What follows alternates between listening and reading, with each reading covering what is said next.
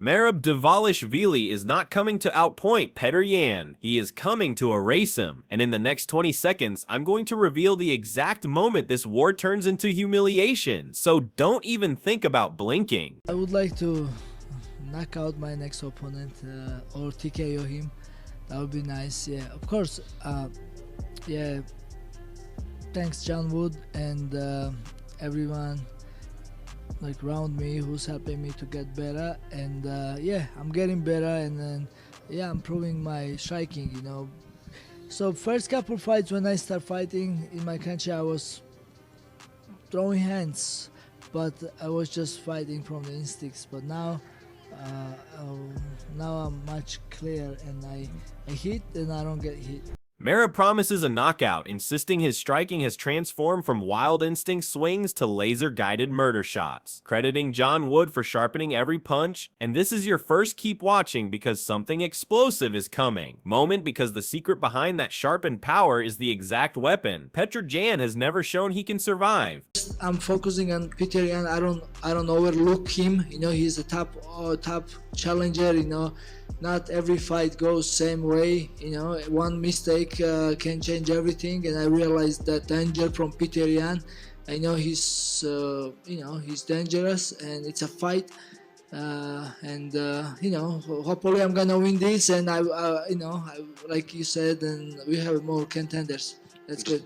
He respects that Jan can flip a fight with one mistake, but Merab is playing chess in a division where everyone else is still playing checkers. And if he gets this win, the whole 2026 Contender chaos becomes the most violent traffic jam in UFC history. In 30 seconds, I'll tell you which matchup could make Dana White panic backstage. Does it make you just to see all the activity in the Bantamweight division right now? Some huge fights made for next month. Gonna line up contenders. Ayman Zahabi's out there saying he wants you. Yeah. No shortage of fights to come up for you next year, right? Yes, I'm excited Zahabi is coming from a long winning streak, which is good. Yeah, Song Yadong has fight against Sean O'Malley. I mean, if Yadong wins somehow, it's gonna. I mean, of course, I'm cheering for Sean O'Malley, but if Yadong wins, then okay, I would like to fight him too. And then there is other guys then who has other fights too, and then if they win, like, and then I will have an ex-contender. The division is heating up like a boiling war zone with Ayman Zahabi calling him out, Song Yadong battling Sean O'Malley, and Merab saying he'll take whoever wins, whoever screams his name, whoever wants to taste his pace. But keep watching because if Yadong pulls the impossible upset, the fallout is going to be nuclear. What's just your perspective on Merab's very busy year here, the 4 camps, the 4 title fights? How is that going to impact what version of him shows up on Saturday, if at all? Все поединки были здесь, в Вегасе. All of the fights were here in Vegas. One in Los Angeles with Umar. Right. Los Angeles, how many hours need flight to Los Angeles? 4 hours drive. Okay, it's home too, да? 4 часа. Это тоже дома. Same thing as Я fighting думаю, at что home. дома можно драться каждый It's very выходной. easy to fight in your backyard. Here or Los Angeles, it's the same thing. You know, it's basically like fighting at home. You can fight at home every single weekend in your backyard. You can fight all the time. When I signed the contract in 2018, I had 5 fights that year as well, and they were not at home. If I could fight at home every one of those fights, I could fight 10 times that year. Petr Yan fires back, saying Merab's insane activity in 2025 isn't a weakness, bragging he could stack 6 fights a year if every fight felt like home, comparing it to his 2018 grind. But here's your second don't drop off yet moment, because in a minute I'll expose why John's mindset is the exact trap Merab will weaponize. Yeah, and just last one for me. If you do win this fight, it'll be 15 in a row in the UFC for you. The record is Islam and Anderson Silva at 16, but what would that mean to you, I guess, to put yourself up there with the greatest winning streaks in UFC history? Yeah, that would be great resume on my record, and yeah, that will be good, perfect. Like that's gonna make me even more feel better. You know, I was just dreamed to fight in UFC, and I don't know if I will ever come this far, but now I'm keep going and keep improving and breaking records, and this feels good for sure. Merab wants that 15-fight streak, like a throne carved out of bone, saying he never imagined UFC glory, never imagined breaking records, but now he's obsessed with pushing the limits and proving everyone wrong, and that hunger is the difference between fighters who win belts and fighters who rule eras. How much more satisfying is winning this UFC title going to be compared to the fight with Jose Aldo, which is, a vacant title and everything, getting your revenge here, everything you've been through? Is this going to be more satisfying than the first UFC title win? 100% этот поединок, он гораздо важнее для меня, для всего сообщества. Вот. Для меня очень важно вернуться и показать, на что я способен. 100%. This is a way more important fight for myself, for the entire team, for everybody who's with me. It's important for me to come back and to really show what I can do. Petr Yan calls this fight the most meaningful moment of his entire career, saying a win over Merab would eclipse everything he ever accomplished, even Aldo, even the vacant belt war, and he promises that if he gets the belt, he'll run it back instantly and go trilogy mode with zero hesitation. If you win this fight, it's going to have to be an immediate trilogy fight with Merab, given everything he's done as a champion. Знаете, если... Now, if you look ahead, I think that Merab deserves any rematch that he wants, whether he calls it out or the UFC calls it out, and I think that he deserves a rematch. And if I do win, I think that it would be a really cool trilogy to put that third fight together. He even says Merab deserves an immediate rematch if the belt flips, but Merab shrugs off the weight cut drama like it's leftover paperwork, saying it's his 4th cut this year, and he still feels sharper than people think, and if anything, staying this active makes him more lethal. That was my goal, to be busy this year, and thank you UFC to make this one happen, but I was willing to fight 4 times this year, and it's happening. Yeah, we are in fight weeks. Today is Wednesday. All I have to do is make weight and be happy after. Yes. How is the weight cut going? Because we already see everyone, they're dissecting your interviews, they're wondering how you're looking and how you're feeling. Can you share with us? It's never easy. It's always tough, it's mental game, but I've been worse feeling on Wednesday, but today, I'm good. I feel good. Yeah, but I'll be fine. Merab admits the cut drains him mentally, the lack of food messes with his head, and the dehydration makes his body scream, but he has mastered suffering the way ancient warriors mastered steel, and that's the difference between guys who talk violence and guys who live it. Yeah, so weight cut is never easy, and it just, right now, I don't have, I feel like we'll be off sometimes. I don't have energy, and I feel very low energy. Sometimes I want to take a break, and sometimes I feel sleepy because I don't know, because of I wasn't eating last 3 days, but I was drinking, but now because I was drinking water, my weight is high, so, and then I'm nervous. It's a mental game, Robert Whitaker doesn't see a universe where Jan wins, saying Marab's defense, takedowns, and control have evolved into a puzzle fighters can't solve, pointing out 49 takedowns in one fight like a horror movie stat, and he doesn't see a believable path for Jan to crack the armor. I think he's gotten defensively more sound with his striking. I think he's much more comfortable striking and mixing it in with the takedowns. And once he establishes takedowns, his striking's going to look better for it.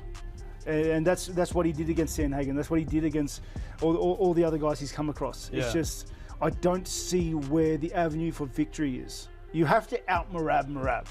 And that is, he's special. I don't think there are 2 of him in the world, He shot north of 40 times in their first meeting. So, I don't see where that avenue of victory lies for Petr. And he's a great fighter, don't get me wrong. I just don't know where he beats Merab.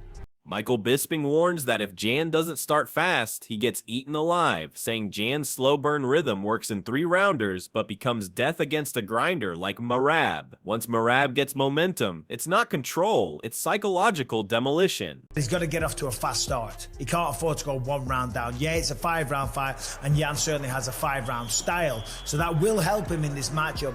But often, even in those 3 fights that he did win, he was He finds his groove in fights. He takes his time. He's not exactly fast out of the gate. You might call that a championship style because he's used to doing 5 rounds. In the 3-round fights that he had, he was able to get away with it. And yeah, this is a 5-round, but even still, you don't want to give Merab that mental advantage, because we saw against Corey Sandhagen, we saw against Sean O'Malley. As soon as he feels that he's in control, then he just starts to run away with it and starts quite literally making fun of his opponents and kissing them and waving at Dana and talking and all kinds of stuff. You don't want to let Merab, who is flying high with confidence, stacking up title defenses like crazy, you don't want to let him get an early mental advantage. Sean O'Malley says the only way Merab loses is if he gets arrogant with his striking, acknowledging Yan's sharp counters and speed, but ultimately calling Merab too smart to get caught falling in love with his hands, and he says that IQ gap is deadly. Who do you think wins, Merab or Yan? I mean, the only way I see Yan beating him is Merab's getting confident in his hands. You know, he damn near knocked out Corey Sandhagen, but he's punching more. He did it with Umar too, where he was, you know, kind of throwing some more combos. And he did it with Corey. Peter's someone you got to be careful with, like keeping your chin up, because he'll capitalize. He's got such good counters. He's fast. He'll sit in the pocket. He'll trade. But Merab's just, I mean, he's got, I think his fight IQ is smarter than his regular IQ, and he's got a good fight IQ. So I think he's gonna go up. I don't think he's gonna necessarily sit and try to trade with him, but you never know. So ultimately you're leaning towards Merab unless he kind of falls in love with the striking and gets caught. Yeah, that's pretty much what I'm thinking. O'Malley praises Merab for being built different, saying most fighters would be mentally melted from 4 title fights in a year, but Merab is built like someone forged in storms, not gyms, not diet charts, not spreadsheets, storms. God, Merab is so confident right now. It's his 4th title fight this year, which I don't know if it's necessarily a good thing. I would lean more towards that being a negative than a positive as far as like all around how your body feels. But again, Merab's built different. He really is. He doesn't eat super clean. He doesn't get to the gym and stretch or warm up. He's just built different. So who knows if his body's hurting or broke down, or if he's just running off straight fucking Georgian rice. Tim Welch calls Merab the greatest bantamweight ever, period, saying the win streak, the name's crushed, the consistency, the pressure, it's all undeniable. But then he warns the world not to bury Jan yet, because the first fight didn't show who Jan really was. The great Merab Dvalishvili. Right now, it's really undebatable. This guy is the greatest bantamweight of all time, easily, and he's taking on Petr Yan. Petr Yan is a freak. This guy is on a 3-fight win streak against very tough opponent. He beat Yang Dadong, Song Yadong. He beat Davison Figueiredo, former 125 champion, and then Marcus McGee, who is an absolute stud. He's taking on Merab. Now Merab, I'm pretty sure, shot on him 49 times, which is absolutely unheard of. Merab Dvalishvili, his win streak is insane. Everybody knows it. Corey, Shane, Umar, Shane, Henry Cejudo, Petr Yan, Jose Aldo, and this guy's a real problem. Welch points out Jan's injured hand may have neutered his power the first time, and he warns that Merab's aggressiveness can leave his chin wide open, referencing the Sandhagen flurry, and says Jan's precise boxing with 4-ounce gloves is the perfect equalizer. I tell you what, a lot of people are counting out Petr Yan, and I feel like they're making a mistake. This guy, supposedly, he had a broke hand in their first match, and when you watch them fight, it kind of does look like he has a broke hand. He's not winging it with full power. Now, Merab is hungry for a knockout. He's hungry for a knockout. He's hungry for a TKO, and that is where I think Petr Yan has the opportunity to crack Merab when Merab is swinging. You saw it against Corey Sandhagen when he really started to flurry against Corey Sandhagen. That chin is floating. That chin is floating, and Petr Yan is a master of boxing with little 4-ounce gloves. Anything can happen. Merab admits Jan underestimated him in the first fight, but he knows that won't happen twice. Jan will storm in like a man trying to reclaim his legacy, and that's exactly why Merab must stay sharp, focused, and cold-blooded. Yeah, Petr Yan is really tough opponent and tough guy for me, for sure. So I always knew that. Even I beat him in the first fight. He don't give me much respect. He was thinking he will like just beat me easy, and then I'm sure he was surprised first time, but now he knows how good I am, and he will be well prepared. He respects Jan, but he fears complacency more than he fears any punch, saying staying motivated after beating someone is harder than beating them. And that's the challenge he must mentally conquer, while the world waits to see who breaks first. You know, I'm sure he will come strong, and so me, I have to be also focusing. I know it's hard to focus when you beat your opponent first time. Second time, it's hard to like motivation because I'm a winner, but this guy lose against me, and now he will have a more motivation, and so me, I have to keep a same mindset, like say I think underdog mindset, you know. Even I'm champion, I have to keep an underdog mindset because I know he's gonna come hard, he's gonna change his like style fights, and yeah, I have to be just. I'm talking now, but it's hard to do when in the training or in the fight. Or I hope I will do it. But you know, it's a new fight and a new date, and we never know. So who walks out of UFC 323 with the crown of chaos? Drop your predictions in the comments, smash that like button, and subscribe, because the next twist in this saga is coming, and it's going to shake the entire Bantamweight universe.